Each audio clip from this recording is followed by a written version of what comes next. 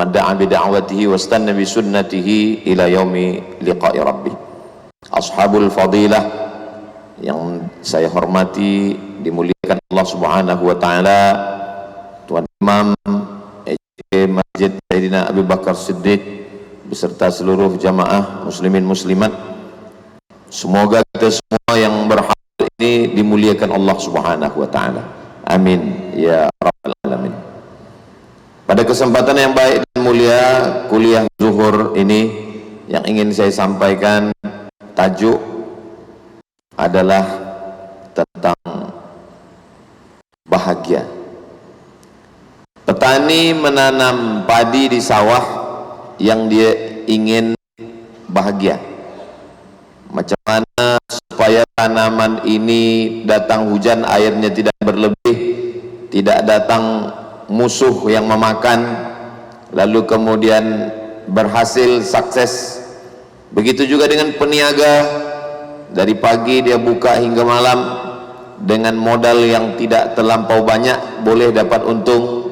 Maka yang diinginkan itu adalah bahagia. Siapakah orang yang bahagia menurut Islam? Maka ketika seorang ulama ditanya siapa itu orang bahagia, man as'adun nas, siapa orang yang paling bahagia? Maka kata ulama, jawabnya adalah man as'adan nas. Siapa orang paling bahagia? Man as'adan nas, orang yang paling bahagia adalah orang yang boleh membahagiakan orang lain. Maka dalam Islam diajarkan kebahagiaan itu bukan diri kita sendiri, tapi macam mana kita boleh membuat orang lain bahagia. Itulah orang yang paling bahagia.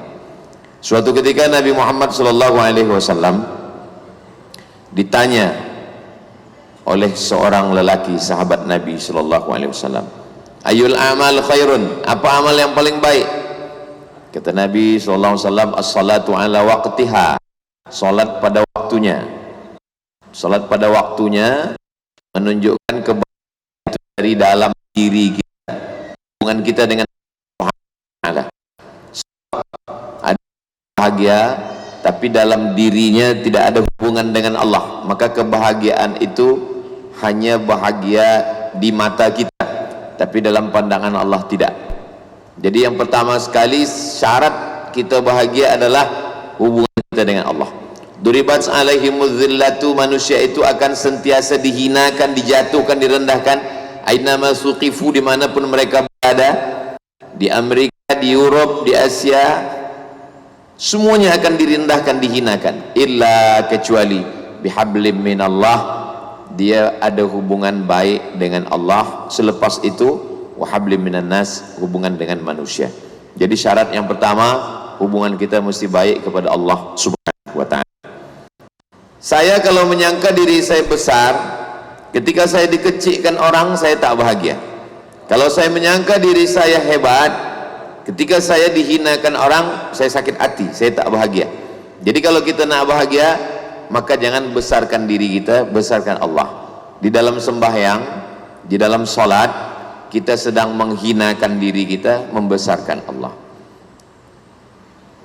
Tadi saya dialu-alukan, dipanggil, disebutkan biografi, ini adalah Profesor Dr. Abdul Somad, belajar di Kaherah, di Maghribi, di Sudan, semua dah disebut, pensyarah. Tinggal satu lagi yang belum disebut, almarhum.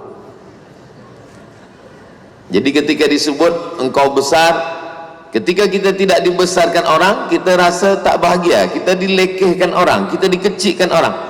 Maka kita besarkan Allah. Sebesar apapun kita dalam pandangan manusia, kita tetap angkat tangan, yang paling besar adalah Allah. Allahu Akbar. Kalau kita dah besarkan Allah, maka tak ada yang lebih besar lagi daripada Allah.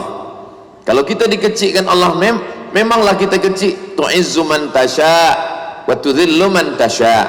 Siapa yang mahu engkau besarkan, dia jadi besar. Siapa yang mau engkau hinakan, dia akan jatuh. Maka kita serahkan semua pada Allah. Dua kali kita ulang. Kali pertama Allahu Akbar, kali yang kedua Allahu Akbar kabira. Selepas itu, setelah kita memperakui bahwa kita ini kecil, yang besar hanya Allah, Selepas itu kita katakan walhamdulillahi katsira, segala puja-puji hanya milik Allah, bukan milik engkau Abdul Somad. Sehingga kalau ada orang yang tidak memuji, tidak kecewa. Pujian tidak membuat tinggi melambung, hinaan tidak membuat sedih hati dan murung. Kenapa? Karena semua kita dah balikkan pada Allah Subhanahu wa ta'ala. Itulah manakala kita dapat berita duka cita ada meninggal, kita katakan inna lillah wa inna ilaihi raji'un. Sebab semuanya akan balik pada Allah, datang daripada Allah, kembali kepada Allah, bukan punya kita. Seorang perempuan meninggal suaminya, lalu datang jiran, kawan, sahabat bagi kesabaran. Sabar puan, jangan sedih hati, semua ini milik Allah, semua kembali pada Allah. Kata istrinya, memanglah saya dah balikkan semua pada Allah. Inna lillah wa inna ilaihi raji'un. Semua balik kepada Allah Subhanahu wa ta'ala. Maka pada waktu pagi dan petang kita disunnahkan membaca lepas subuh, awal pagi, lepas maghrib, awal malam. Lillahi ma fis samawati wa ma fil ard, segala apa yang ada di bumi, segala apa yang ada di langit, lillah, punya Allah, bukan punya kita. Kesedihan yang paling dalam adalah ketika kita ada rasa memiliki. Ini milik saya, ini punya saya, ini punya saya saja, bukan punya yang lain. Tapi bila rasa memiliki ini dah kita balikkan pada Allah, Allah pinjamkan pada saya sekejap, lepas itu dia ambil balik, bukan punya saya. Kebesaran, kemuliaan punya Allah, Allahu Akbar. Pujian juga punya Allah, walhamdulillahi katsira.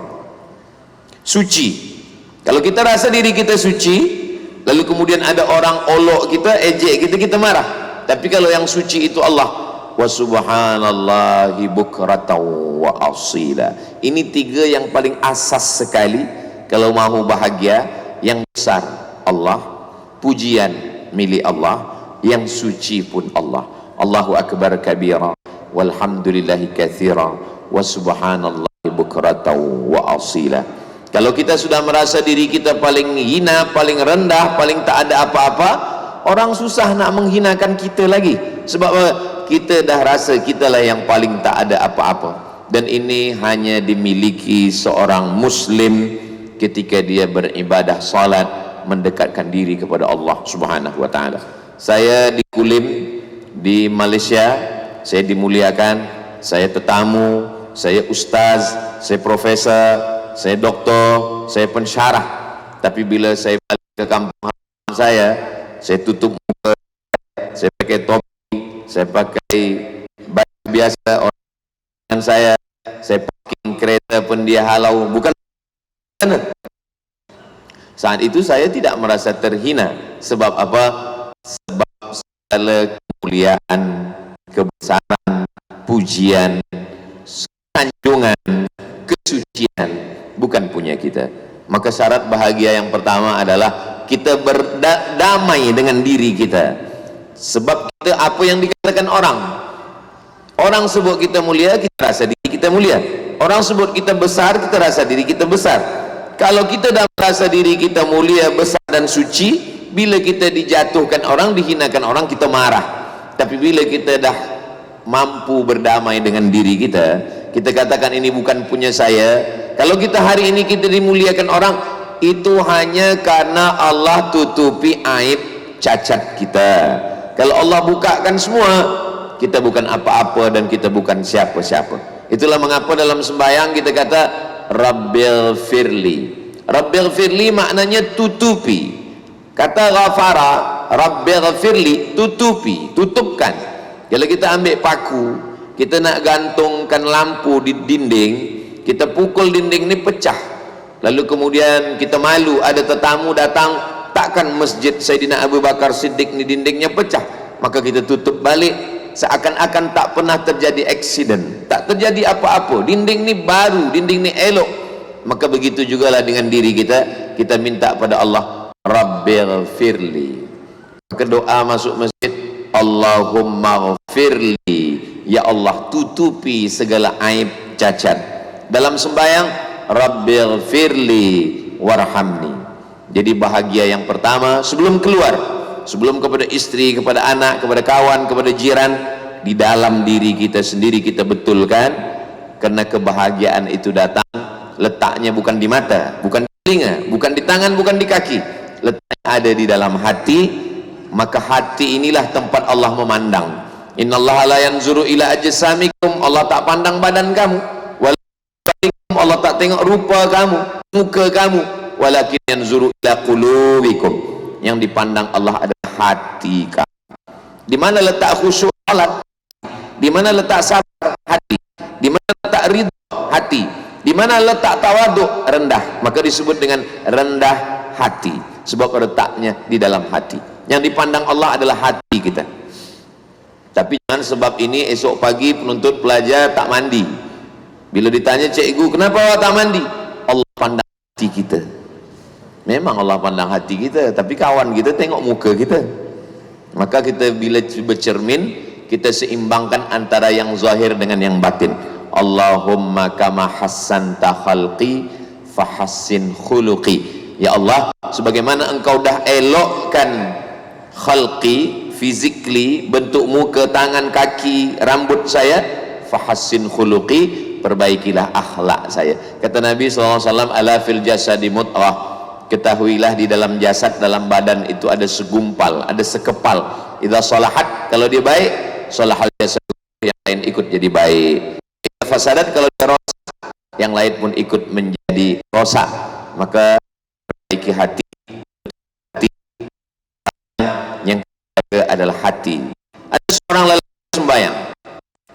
Bila dia sedang sembahyang, dia tarik-tarik, dia sapu-sapu janggut dia. Lalu kemudian seorang yang menengok dia bertanya kepada ulama, wahai ulama, apakah orang itu khusyuk? Khusyuk letaknya, menjawab, la khasya'atil jawarihu, seandainya hati dia khusyuk, pastilah badan dia ikut khusyuk.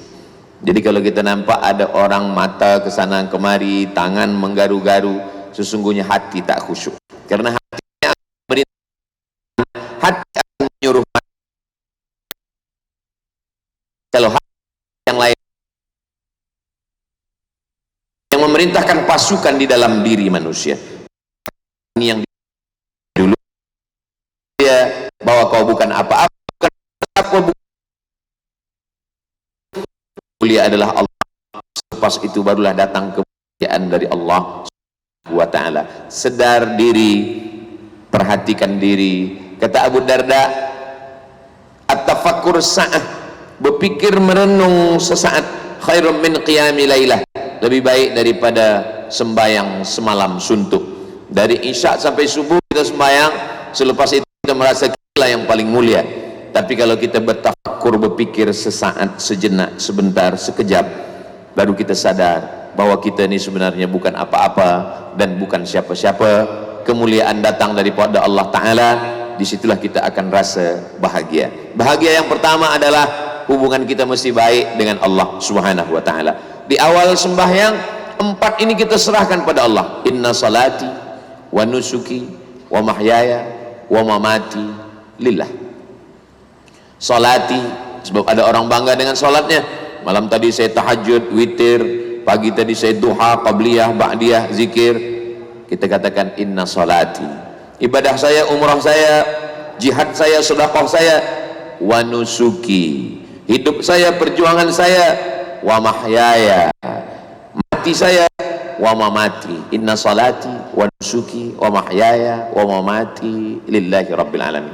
Itu maka salat itu khusyuk. Khusyuk itu adalah merenung, renungan, bertafakkur, berfikir. Sebab banyak yang memikir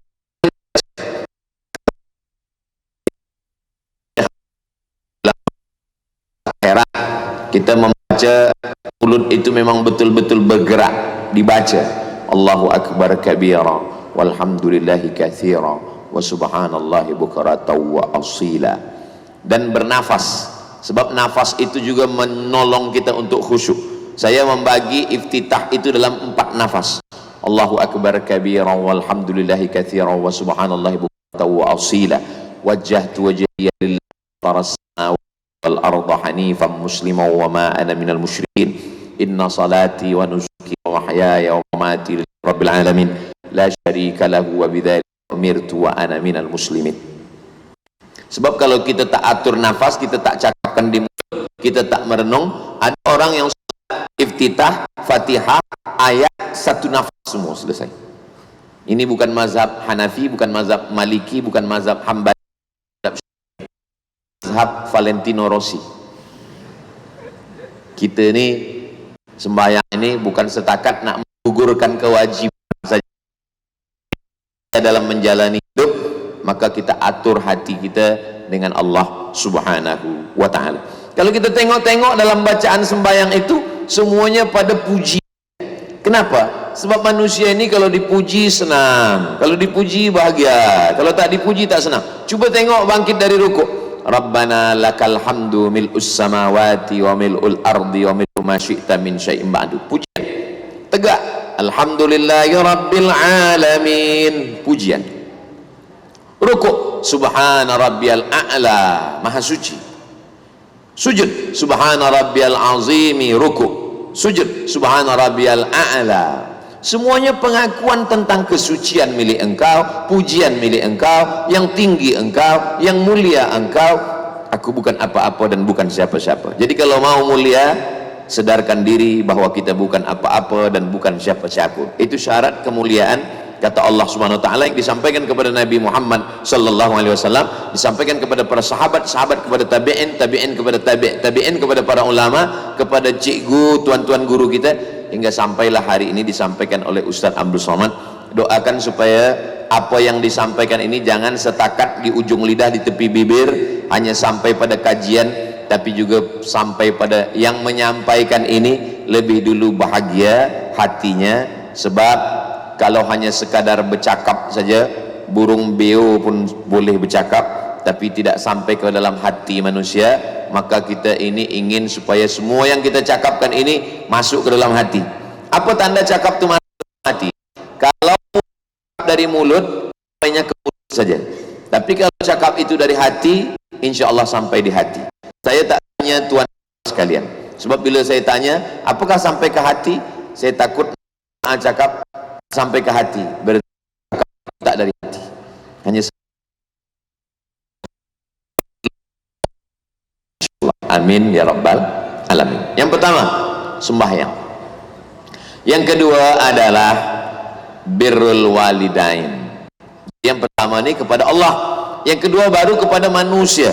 Birrul walidain itu simbol hablum minan nas. Kenapa ayah dengan ibu? Sebab mereka lah manusia yang paling dekat dengan kita. Ayah, ibu. Sebelum kenal dengan istri, kenal dengan istri masa umur 20, 25. Lepas sekolah kerja baru kenal dengan istri. Orang pertama kenal ayah, ibu. Yang masih hidup kita berbakti, kita buat baik. Yang sudah meninggal, Rabbi walidayya warhamhuma kama rabbayani shaghira. Al-Quran dikatakan hablum minallah, hablum minan nas. Dalam hadis dikatakan mesti baik kepada manusia. Kalau mau bahagia, maka kita baik kepada manusia. Ketika mati menghadap Allah SWT, sembahyangnya banyak, zakat tak kurang, sedekah pagi petang, zikir tak putus, hatam Quran. Tapi apa kata Nabi? Ya'ti yaumal qiyamah, dia datang pada hari kiamat, syatama hadza, mulutnya kasar, mencaci si fulan, hadza, menuduh si fulan, wa safaka dama hadza, menumpahkan darah si fulan, wa akala mala hadza, memakan harta si fulan, memukul si fulan. Dia tak bahagia. Apa? Sebab dia tidak membahagiakan orang lain. Jika kita bahagia orang lain, doa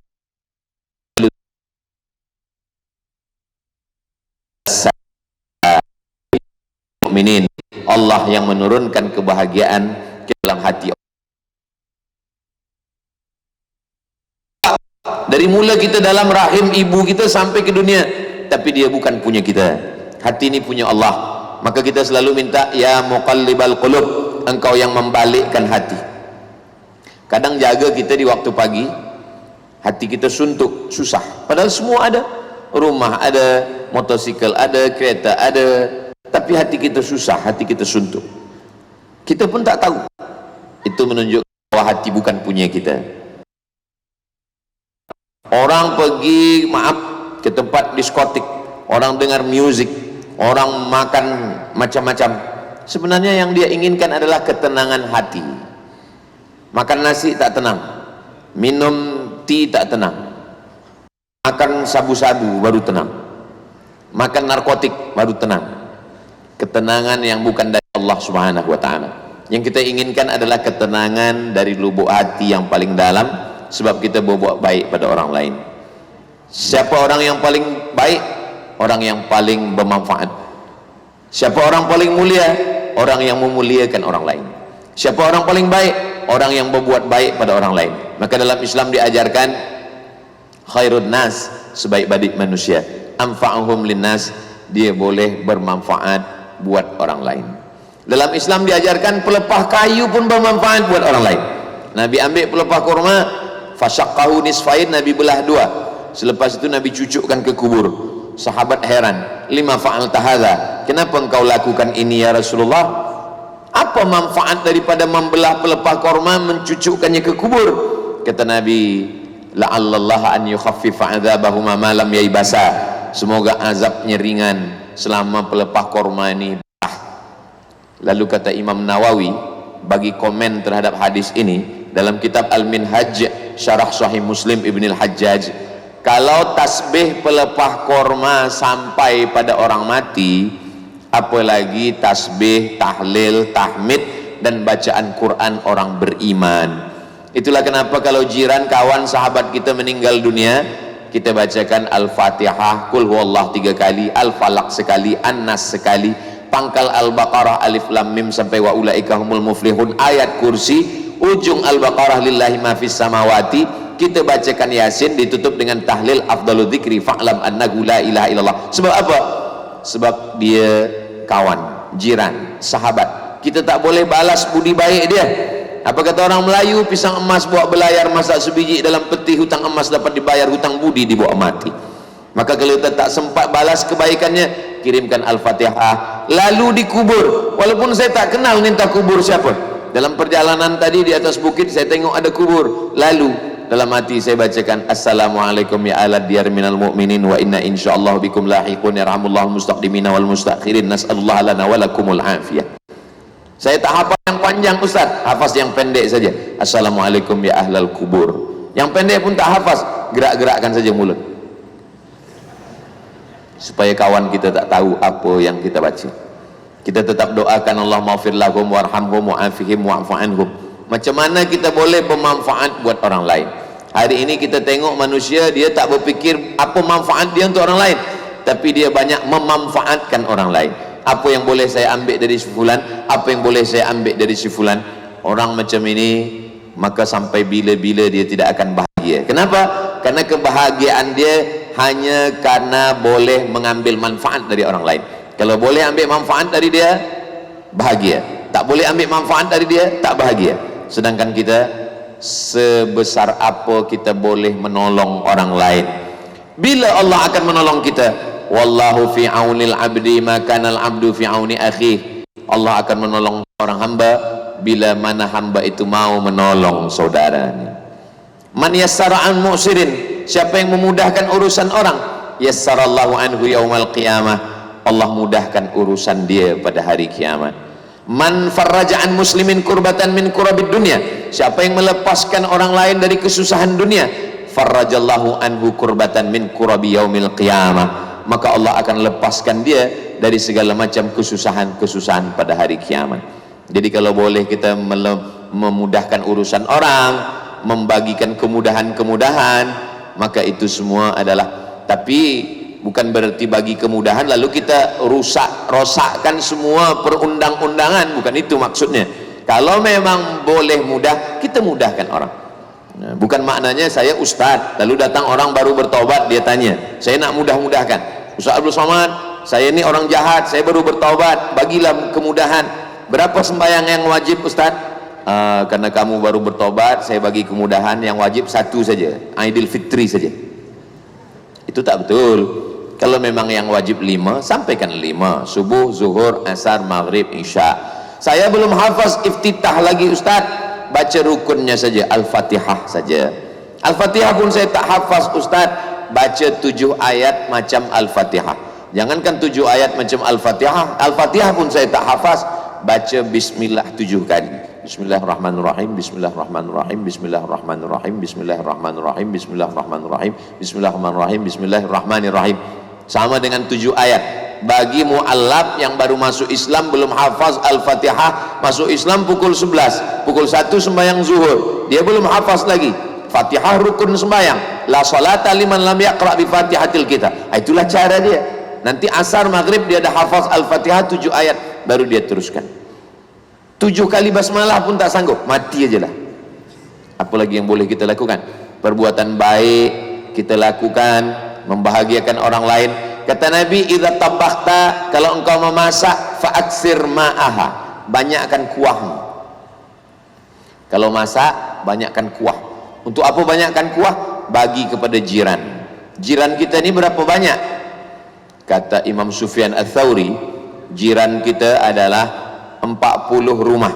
40 rumah ke hadapan, 40 rumah ke belakang, 40 rumah ke kanan, 40 rumah ke kiri. Zaman dulu begitu, 40, 40, 40, 40. 4 arah angin, 40.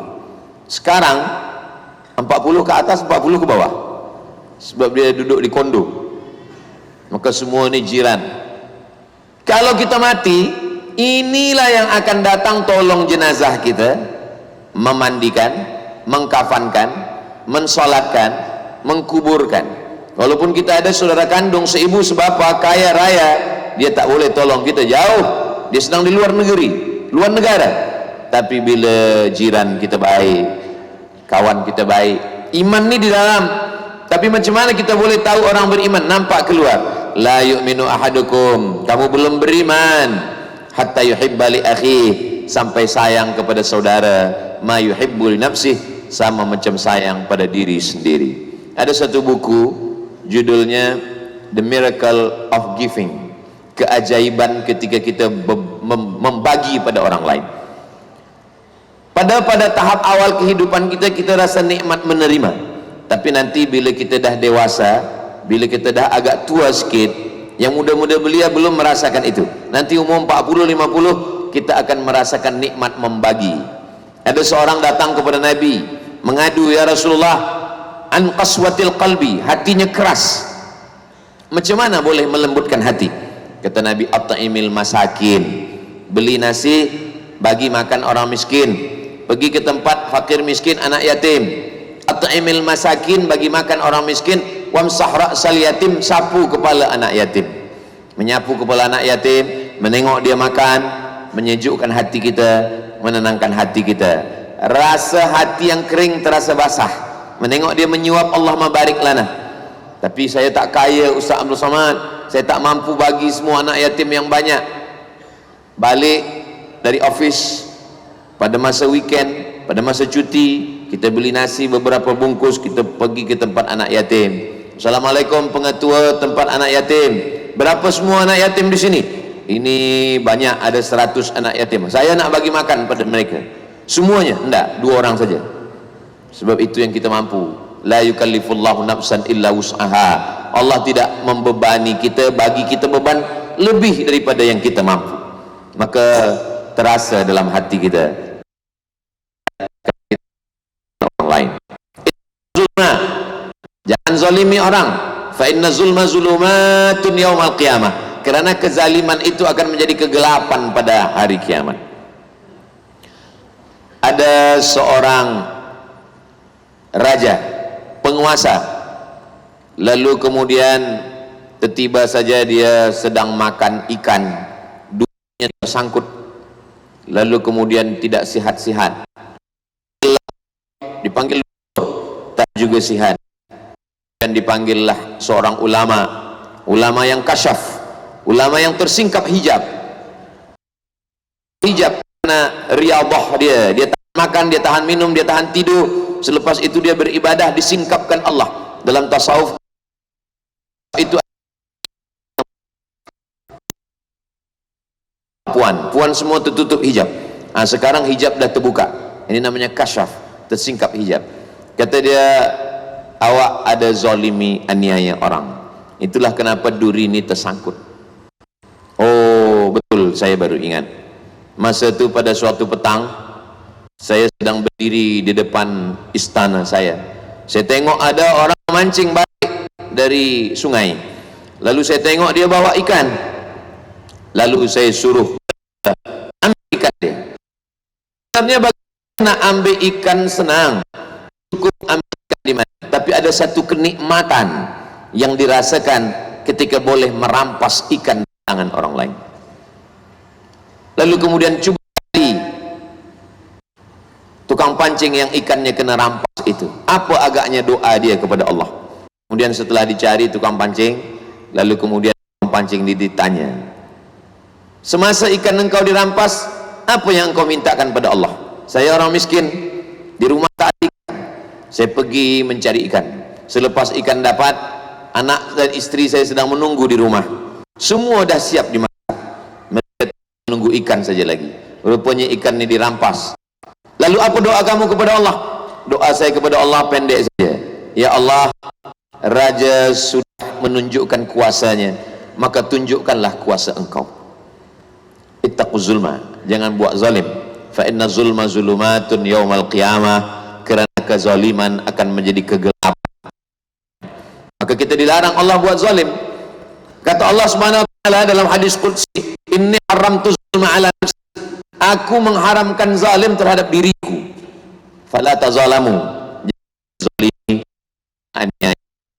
Walaupun bagi orang itu tidak perbuatan zalim, tapi bagi kita di hadapan Allah memberatkan hisab.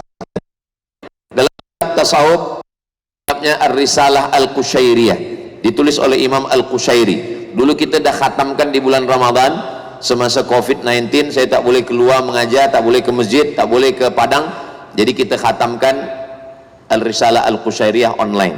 Masih ada videonya, boleh ditonton ulang. Ada orang balik kenduri, balik dari kenduri itu tersangkut daging di celah giginya. Lalu kemudian dia tak sabar nak balik sampai ke rumah, lalu dia ambil ranting pokok kayu, dia patahkan pokok kayu di depan rumah kita, ambil ranting pun. Bagi kita itu sesuatu yang kita tahu dan kita tak tahu sama. Hisabnya amat sangat lama di akhirat. Kenapa hisabnya lama? Karena ambil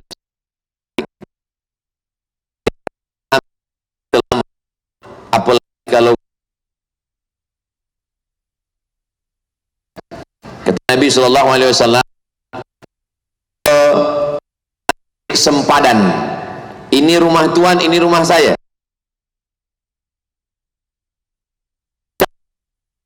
Lalu malam-malam tak ada orang menengok, orang tertidur lelah, lalu kita ambil tiang, kita ambilkan satu jengkal.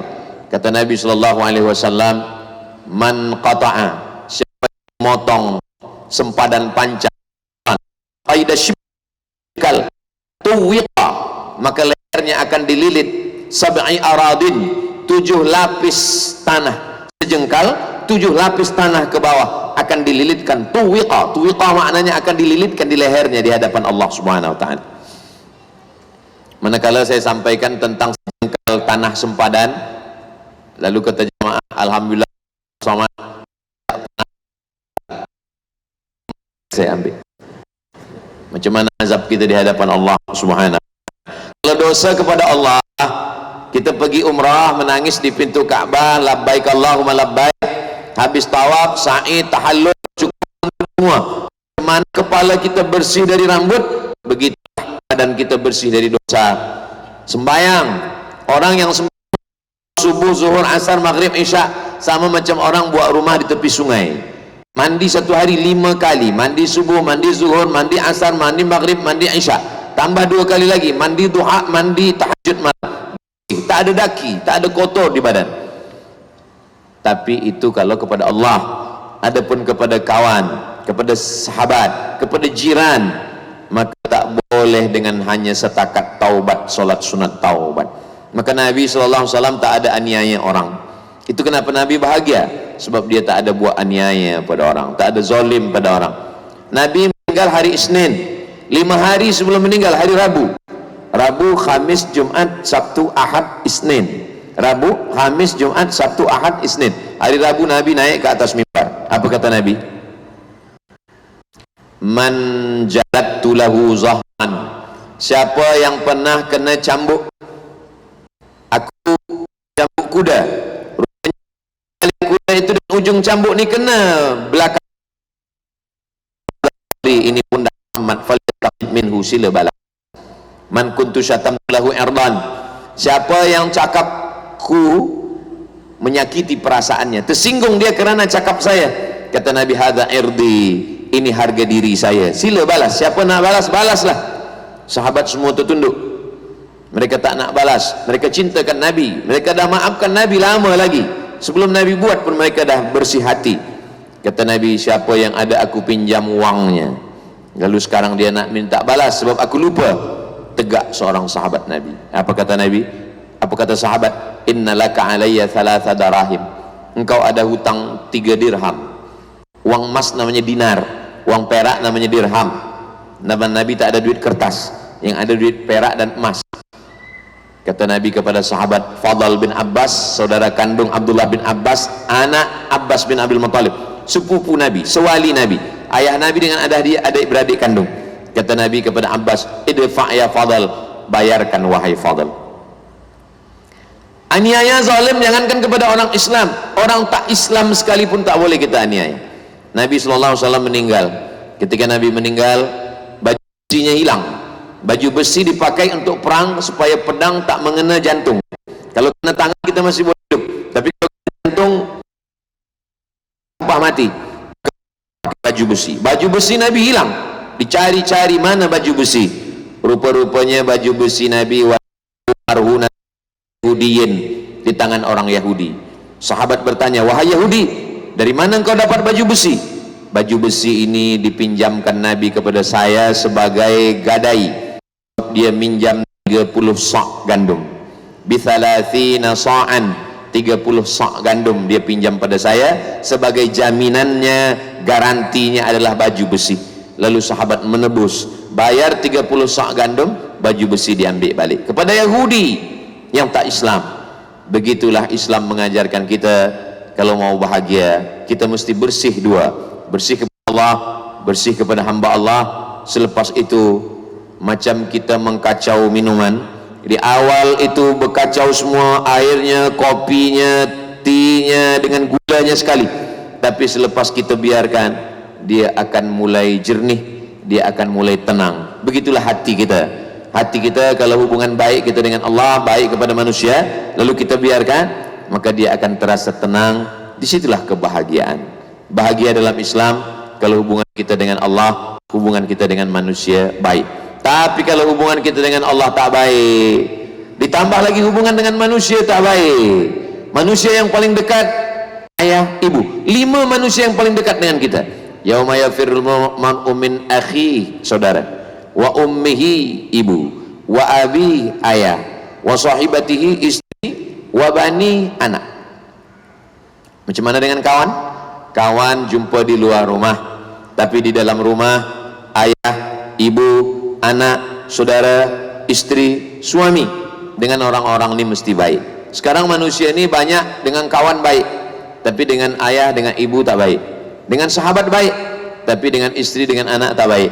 Maka kalau mau tahu orang baik tak baik, maka tanyalah bukan kawan, tapi dengan istri dan anak-anaknya.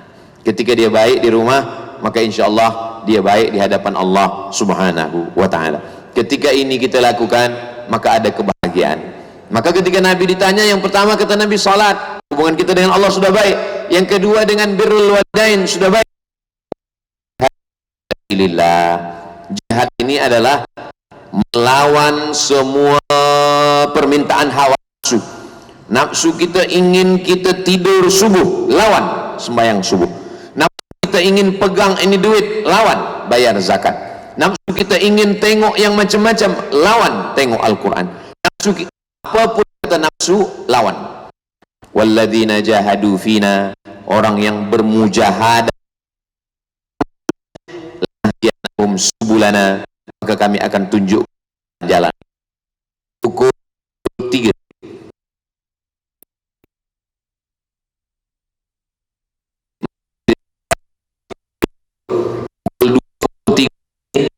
memanglah masa melasu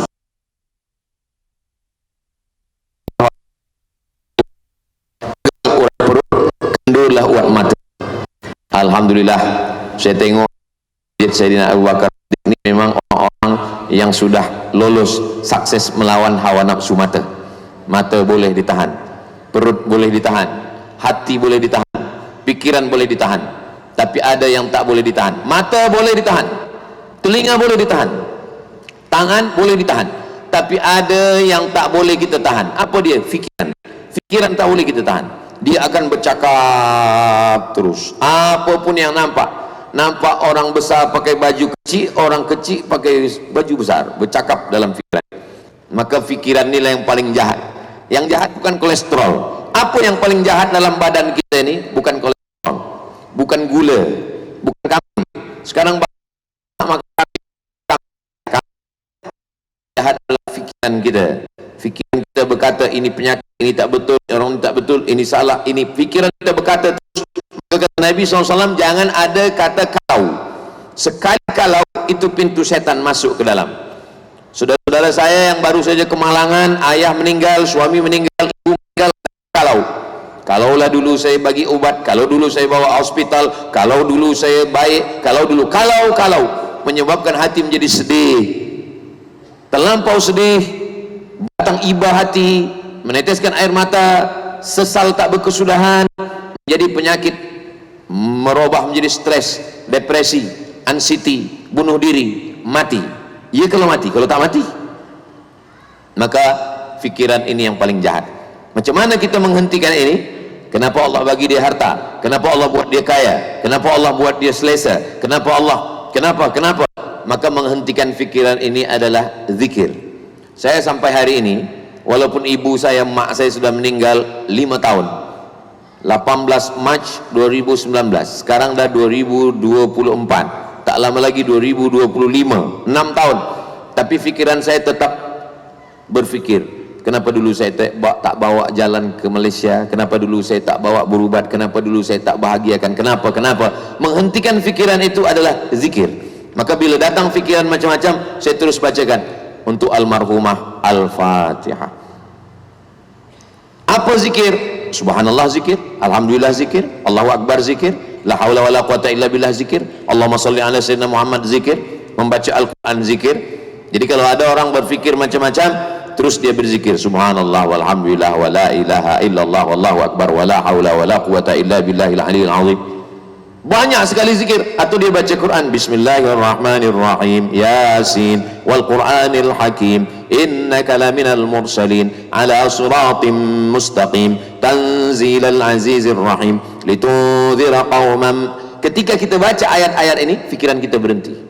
Itu kenapa orang disuruh membaca Quran, supaya menghentikan fikiran. Kenapa orang disuruh berzikir? Afdalu dzikri fa'lam annahu la ilaha illallah, la ilaha illallah, la ilaha illallah. Tapi zikir yang terlampau banyak, subhanallah zikir, alhamdulillah zikir, Allahu akbar zikir, la haula wala quwwata illa billah zikir, salat zikir, baca Quran zikir, maka banyak jamaah yang confuse. Mana zikir ni sebenarnya? Kata guru saya dulu di Sudan, Syekh Omar Al-Ma'ruf Ali, kata dia, Abdul Somad, saya bagi kepada engkau zikir 3. Yang pertama istighfar, astaghfirullahalazim, astaghfirullahalazim, astaghfirullahalazim. Setelah bersih, engkau isi dengan salawat, Allahumma salli ala sayyidina Muhammad wa ala ali sayyidina Muhammad, Allahumma salli ala sayyidina Muhammad wa ala ali sayyidina Muhammad. Yang ketiga adalah zikir yang paling afdal, tahlil, la ilaha illallah, la ilaha illallah. Tapi zikir juga bukan maknanya kita zikir lalu kita tak ada komunikasi dengan manusia. Kita tetap bercerita, bercengkrama, bercakap-cakap dengan orang. Saya tidak juga mahu selepas ini jamaah ini tak ada bercakap lagi dengan orang, menganggap orang ini hanya merosakkan fikiran dia. Selepas dari sini dia tanya, macam mana program kita nanti weekend ini? Subhanallah walhamdulillah wala ilah. Kita tetap bercakap. padahal perkara yang baik-baik. Tapi kalau cakap ini menyebabkan kita menjadi susah hati, ribah, namimah. Ribah menceritakan aib orang lain, namimah membawa-bawa cakap orang lain. Maka kalau ini lebih baiklah kita say goodbye, selepas tu kita sibukkan diri kita dengan zikir kita. Tuba liman syaghalahu aibuhu an uyubin nas. Berbahagialah orang yang sibuk dengan dirinya, dengan hatinya, dengan fikirannya, sehingga dia tak sempat memikirkan aib orang lain. Sibuk memikirkan aib, cacat, kekurangan dirinya, sehingga dia tak sempat memikirkan aib orang lain. Syarat bahagia 3: perbaiki hubungan dengan Allah, perbaiki hubungan dengan manusia, kendalikan hawa nafsu, banyak berzikir, maka insya Allah kita bahagia. Bahagiakah Ustaz Abdul Somad? Bahagia bukan pada benda, bahagia ada pada rasa. Rasa tak boleh diungkapkan, sebab rasa yang ada di hati saya sekarang tak sama dengan rasa yang ada di hati puan-tuan sekalian. Kita semua bahagia. Bahagia kita bukan karena benda, bahagia kita karena Allah, bahagia kita karena hamba Allah, bahagia kita karena menang melawan hawa nafsu kerana pertolongan Allah subhanahu wa ta'ala.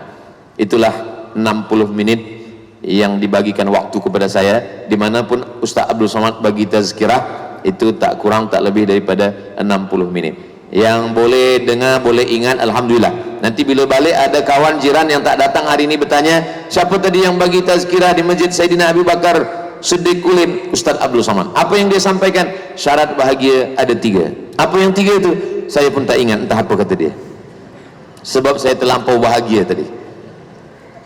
Boleh diulang balik, nanti boleh ditonton di channel Ustaz Abdul Somad Official. Jangan lupa subscribe, like, share and comment, supaya kita boleh bahagia. Kebahagiaan kerana benda, kalau benda hilang susah hati. Bahagiaan kerana manusia, manusia tak boleh pagi jadi kawan, petang jadi lawan. Bahagia kerana benda, benda hilang kita jadi susah. Tapi kalau bahagia kita kerana Allah, kerana hubungan dengan Allah, kerana hamba Allah yang baik-baik, kerana menang melawan hawa nafsu, kerana pertolongan Allah, itulah bahagia yang hakiki, yang sejati, yang sebenar-benar bahagia. Itu yang boleh saya sampaikan. Terima kasih. Yang baik-baik datang dari Allah, yang tak baik dari hamba Allah yang dhaif. Mudah-mudahan kita semuanya bahagia. Ala hadhihi niyah, untuk niat yang baik ini. Al-Fatihah. A'udzubillahi minasyaitonir rajim. Bismillahirrahmanirrahim. Alhamdulillahirabbil alamin. Arrahmanir rahim. Maliki yaumiddin. Iyyaka na'budu wa iyyaka nasta'in. Ihdinas siratal mustaqim. Siratal ladzina an'amta 'alaihim ghairil maghdubi 'alaihim waladdallin. Amin. Allahumma salli ala sayyidina Muhammad wa ala ali sayyidina Muhammad. Assalamu alayka ya Rasulullah, ya muqallibal qulub. Engkau yang membalikkan hati, sabit qulubana, kokohkan hati kami ala dinik dalam agamamu, wa ala ta'atik dalam ketaatan kepadamu. Allahumma a'inna, tolong selalu berzikir mengingatmu, wa syukrika selalu bersyukur kepadamu, wa husni ibadatik selalu beribadah dengan ibadah yang terbaik ya Allah.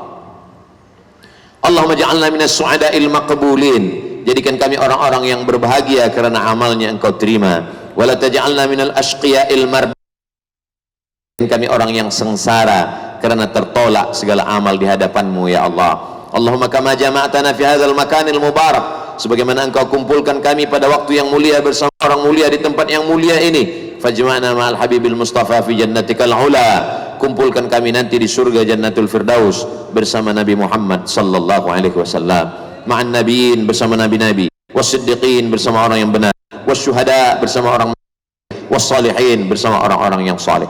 La tuzigh qulubana, jangan palingkan hati kami, ba'da idh hadaitana, setelah Engkau berikan hidayah kepada kami. Rabbana ighfir lana, ampunkan dosa kami, wa tub alaina, terima taubat kami, innaka antat tawwabur rahim, Engkau Maha menerima taubat, Maha kasih dan sayang. Rabbana ighfir lana dzunubana, ampunkan dosa kami, wa li abaina, ayah kami, wa li ummatina, wa li azwajina, pasangan hidup kami, wa li dzurriyyatina, anak cucu keturunan kami, wa liman hadarana, semua yang hadir majlis ini ya Allah. Allahumma ja'alna minal mutahabbina bijalalik, jadikan kami bersaudara kerana Engkau semata ya Allah. Azillana tahta zilli arsyika, pada saat kami nanti dibangkitkan di padang mahsyar, berikan kami naungan di bawah singgasana arasy-Mu ya Allah. Wa adkhilnal jannata ma'al abrar, masukkan kami ke dalam surga bersama orang baik-baik ya Allah.